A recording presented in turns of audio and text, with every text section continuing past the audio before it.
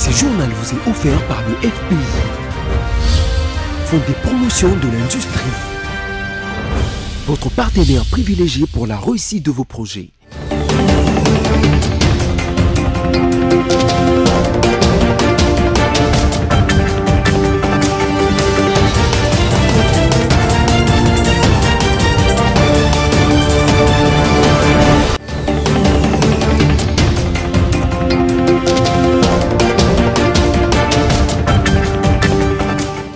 Merci de choisir BC Télévision pour vous informer. Mesdames, Messieurs, bienvenue.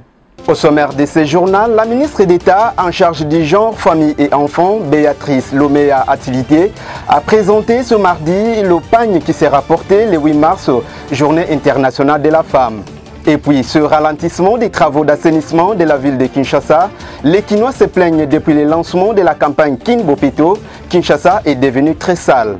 Enfin, le boxeur congolais Junior Makabu a présenté son trophée du champion du monde au chef de l'État, Félix Tshisekedi, et compte également le présenter à tous les Congolais à travers une tournée nationale.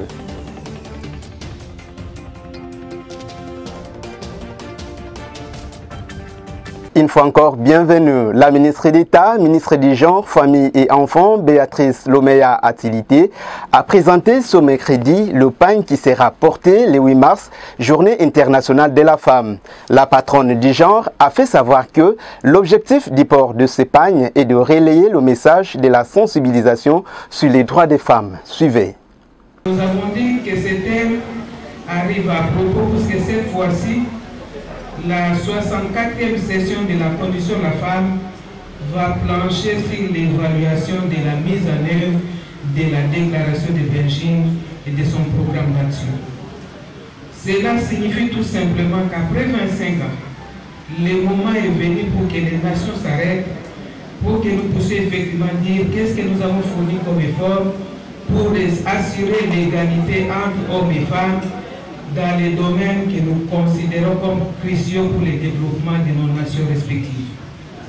Et la fois passée, j'ai rappelé quelques-uns de ces domaines qui sont les repris sur les pagnes que nous allons présenter tout à l'heure. Sur les pagnes, vous allez voir effectivement il y a un thème national, mais nous avons voulu reprendre ces 12 domaines critiques de Beijing. L'objectif, c'est de continuer à sensibiliser.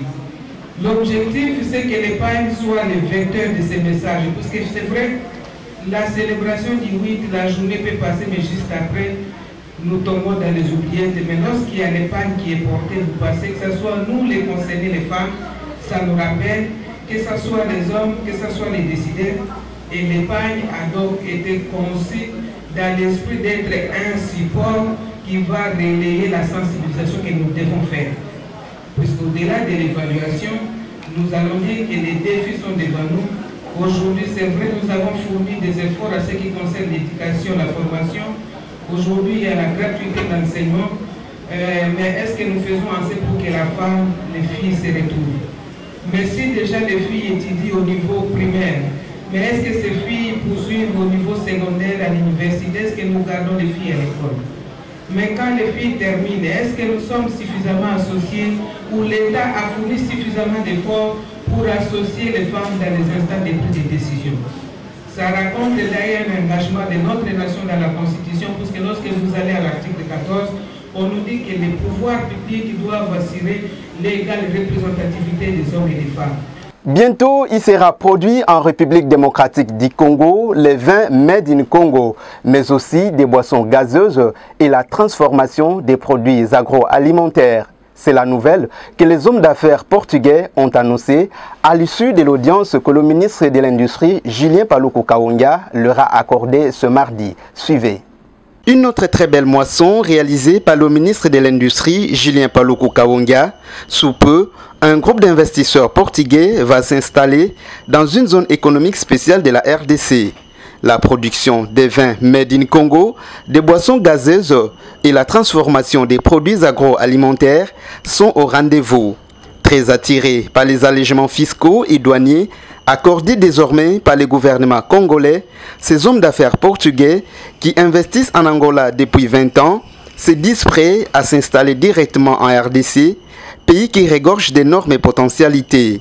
C'est Mario Moreira, manager de ce groupe, qui l'a signifié ce mardi au ministre de l'Industrie. C'est Mario Moreira, nous sommes un groupe des investisseurs d'origine portugaise.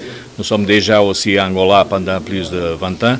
Et notre intention, c'est de faire des investissements ici au Congo, notamment de développer une zone économique industrielle de façon à que beaucoup d'entreprises étrangères peuvent arriver et s'installer ici. Le domaine industriel, c'est de faire toute une zone économique et implanter ici, au début, une entreprise d'embouteillage et production de tout ce qui sont boissons alcoolisées et non alcoolisées, et aussi d'embouteillage des vins, parce qu'il n'y a pas aucune ici au Congo, et puis de captiver des autres entreprises à venir, notamment des industries au niveau de transformation industrielle, de transformation aussi des produits agroalimentaires et enfin de tout ce qui est les micro-entreprises qui peuvent aider toute la population locale aussi à faire l'écoulement de tout ce qui est les produits de production ici locale et qui aujourd'hui c'est difficile de le mettre dans le marché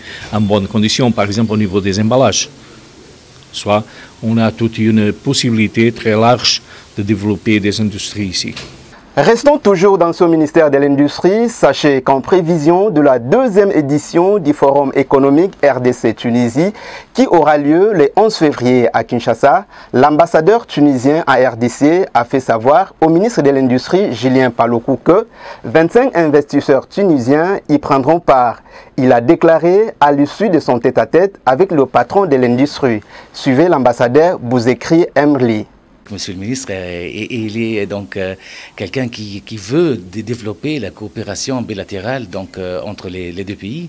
Donc il m'a donné son accord de principe, donc il va prendre part donc, à la cérémonie d'ouverture de cette deuxième édition du Forum économique tuniso-congolais, étant signalé qu'il y aura une grande délégation d'hommes d'affaires, 25 hommes d'affaires. Donc c'est une délégation économique multisectorielle. Donc je peux citer donc tout ce qui est informatique, tout ce qui est les matériaux de construction, tout ce qui est les produits pharmaceutiques. Comme vous le savez, la Tunisie est parmi les pays exportateurs donc, de produits pharmaceutiques. Donc les Tunisiens, ils vont venir là pour... c'est une visite de prospection. Ils veulent investir dans votre pays et voilà, donc ils vont avoir une idée sur le climat d'affaires en RDC. Affaire Moïse Mbié, Eliane Bafeno, la victime Eliane Bafeno, accompagnée de ses avocats, a présenté le mardi ses moyens de défense contre le pasteur Moïse Mbié. C'était au cours de l'instruction au parquet général de Kinshasa. Christelle Genda signe ses reportages rendus par Josué Kalamba. Motona memi hepa inayo moteme lingi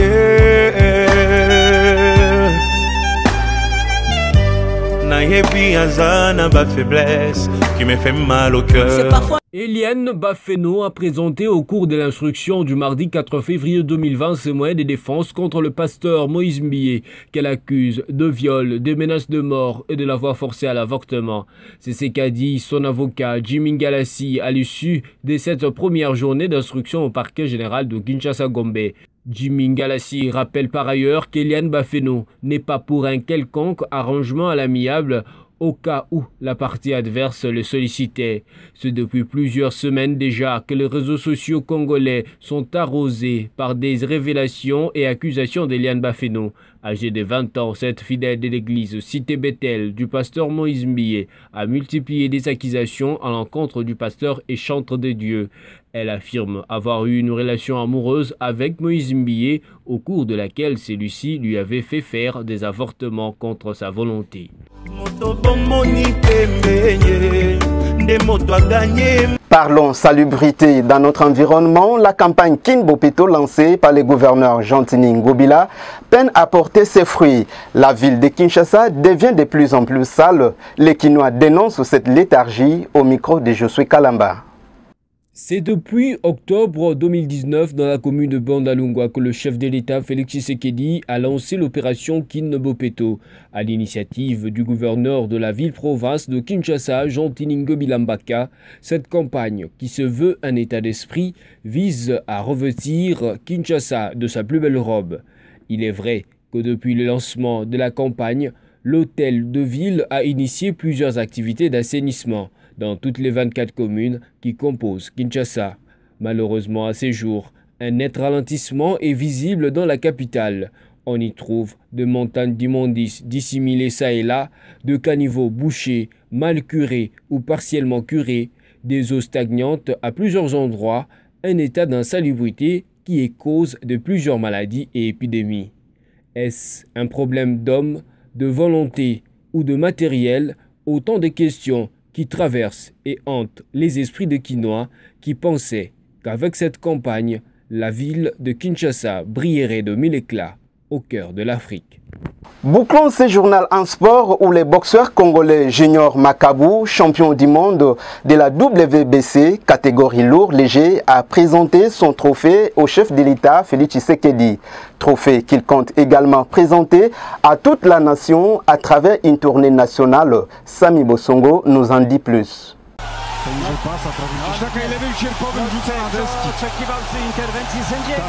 À tous dignes fils du pays, les honneurs et la reconnaissance nationale. C'est à travers cette sagesse qu'il faut comprendre la réception du tout premier Congolais champion du monde de la WBC Gold de lourd léger, Junior Ilunga Makabu, par le chairman congolais Félix Tshisekedi. La réception a eu lieu mardi 4 février à la Cité de l'Union africaine. Accompagné du ministre des Sports Amos Sombayo, Junior Ilunga a reçu un vibrant hommage de la part du président Félix Tshisekedi pour avoir fait la fierté de toute la RDC. L'on rappelle que Junior Ilunga a terrassé au point vendredi 31 janvier dernier au Chac Club de la Gombe en présence du premier citoyen congolais, le boxeur polonais Michael Sielsak. Un coup d'œil à son palmarès permet de noter qu'après 26 combats, Junior Ilunga en a gagné 24 par KO et a connu 2 défaites. Avant le combat du vendredi dernier, Junior Ilunga détenait le titre du champion du monde Silver, qui est l'équivalent du vice-champion WBC. Selon certaines sources, Junior Ilunga fera une tournée nationale pour présenter sa ceinture aux Congolais de l'arrière-pays. Nous sommes arrivés au terme de cette édition d'information, mais avant de vous quitter, voici ce qu'a été sa charpente. Au sommaire de ce journal, la ministre d'État en charge du genre, famille et enfants, Béatrice Lomea Activité, a présenté ce mardi le pagne qui sera porté le 8 mars, Journée internationale de la femme. Et puis, ce ralentissement des travaux d'assainissement de la ville de Kinshasa, les Kinois se plaignent depuis le lancement de la campagne Kin Bopeto. Kinshasa est devenu très sale. Enfin, le boxeur congolais Junior Makabu a présenté son trophée du champion du monde au chef de l'État Félix Tshisekedi et compte également le présenter à tous les Congolais à travers une tournée nationale.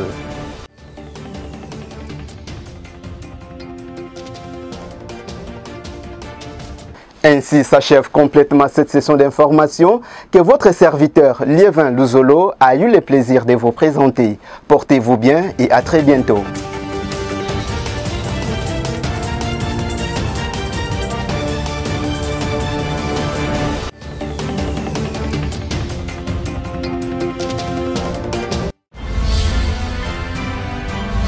Ce journal vous a été offert par le FPI. Fonds des promotions de l'industrie. Votre partenaire privilégié pour la réussite de vos projets.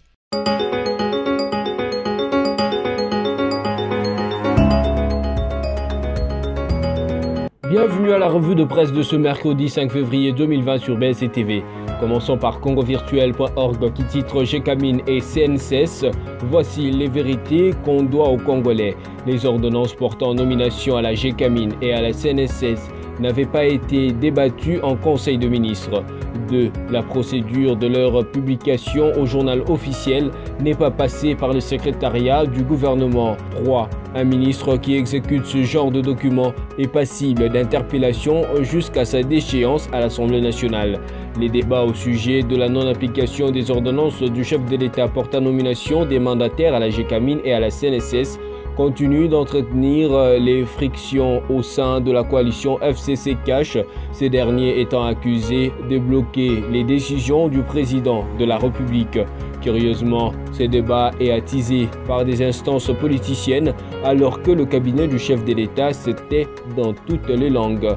Dans cette situation, personne ne semble se sentir en devoir d'éclairer l'opinion afin d'en décanter cette situation et rétablir la sérénité. Poursuivons notre revue de presse avec Forum des As qui note en grand titre « Liberté de la presse, Félix Tshisekedi rassure les médias ».